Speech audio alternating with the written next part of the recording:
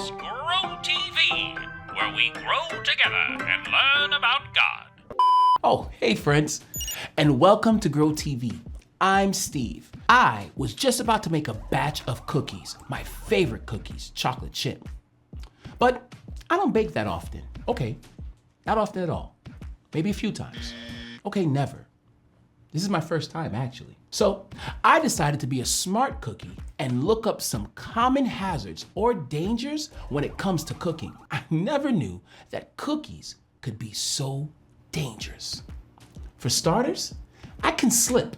Yeah, that's right, slip and fall. Say a blob of cookie dough falls on the ground and I didn't see it. I can slip, fall, bam, hit right on my head. Then I might forget my name, where I come from, where I'm at. I'd be thinking, why does it smell like cookies? Are they for me? Is it my birthday? Wait, did I forget my own birthday? Or I can get poisoned. Yeah, you see, I like cookie dough. Who doesn't? But apparently, if you eat too much of it, you can get sick. I guess it has raw eggs in it. I thought cookie dough was a super healthy food. I mean, it's raw, like raw vegetables. That's the same thing, right? Or I could get burned. The cookies have to get really hot to bake. And then apparently you're supposed to use these things called oven mitts to take them out the oven. Wait, let me get this straight. I'm supposed to smell delicious cookies baking in the oven and then use these mitts to separate me from the deliciousness? Whoa, these are kind of nice. They're so soft and warm. They keep me safe and, hey, they look cool. Cool mittens. You baking something? I don't smell anything. I was about to make cookies, but I haven't started yet. But you have your oven mitts on. You can't be too safe. Baking is a dangerous business. I think I'll just keep these on throughout the whole process. Let me get started here.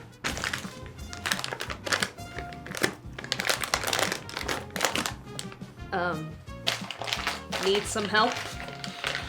Nope, I'm doing great. Thanks.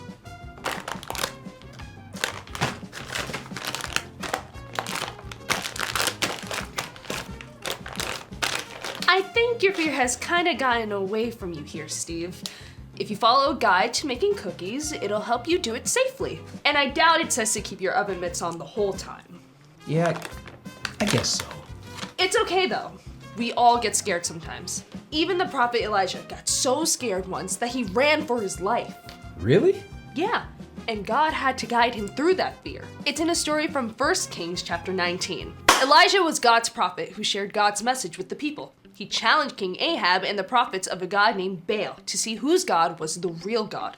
Of course, Elijah won the contest because God is the real God. Yeah, but I bet that didn't make the king too happy. Or the queen. King Ahab told Queen Jezebel what happened. Jezebel did not follow God. She followed the fake god Baal. She was extremely angry about this. She wanted to capture Elijah, or worse. Ooh, okay. I'm beginning to see why Elijah was so afraid.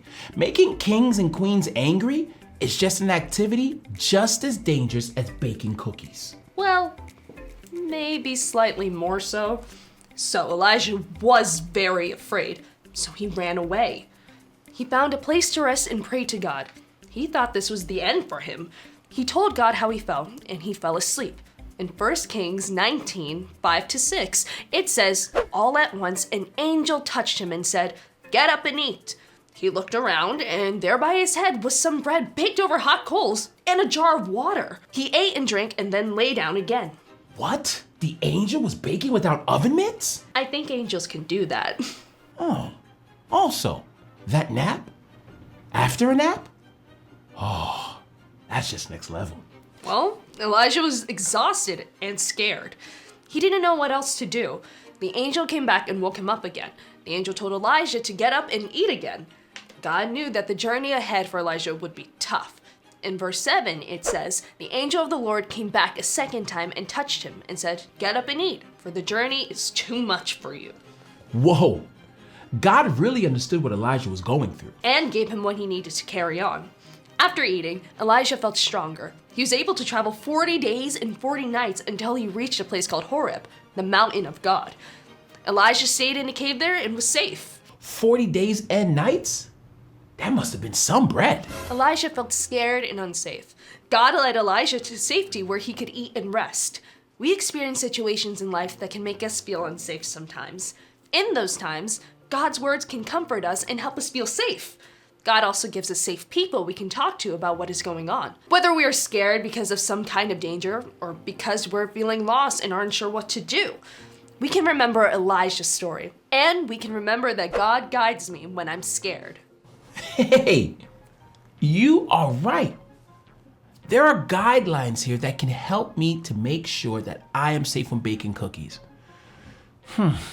That makes me feel a lot better. Great. I've never been in a situation like Elijah was in, but I've been plenty scared many of times outside of baking cookies. Yeah, the world can be a very scary place. I've kind of always thought that following God would keep me out of scary situations, but that's not always true. Look at what happened to Elijah. Yes, scary things happen even when we're following God, unfortunately. But God promises to guide us.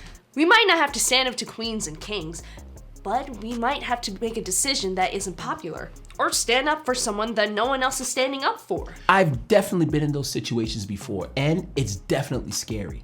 But Elijah's story makes me feel like God's always there to guide me. When I feel like I'm at a dead end, God will be there to remind me that I'm not.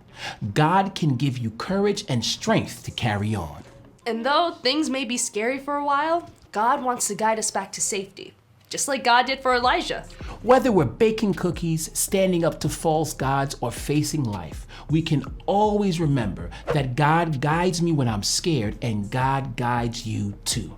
It's been fun almost baking cookies with you and learning Bible stuff with you. It is always good to learn and grow together.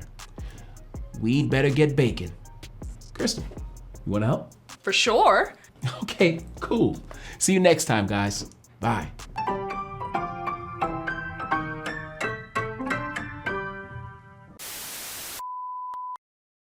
It is written, man shall not live on bread alone, but on every word that comes from the mouth of God. Matthew 4:4.